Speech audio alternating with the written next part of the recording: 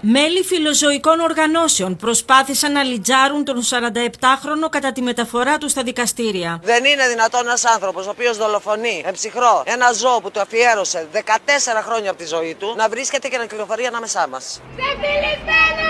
Ο δράστης που μαχαίρωσε τη γέρικη σκυλίτσα του και στη συνέχεια την πέταξε μέσα στον κάδο των σκουπιδιών έξω από την πολυκατοικία που μένει, οδηγήθηκε σε ψυχιατρικό νοσοκομείο. Οι γείτονες του δράστη τον θεωρούν υπεύθυνο και για φρικτό βασανισμό γατιών της περιοχής. Έχει αποκεφαλίσει, αν είναι ο ίδιος, δεν είναι σίγουρο, 7 γάτες, έχει βγάλει τα μάτια μιας άλλης γάτας.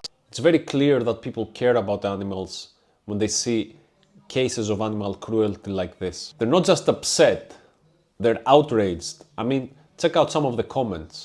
Bastard. Not mental institution, death. Now, if you're someone who, like these people, is upset by what this man did to his dog, I have one question for you. How is that dog different than the animals we take to the slaughterhouse?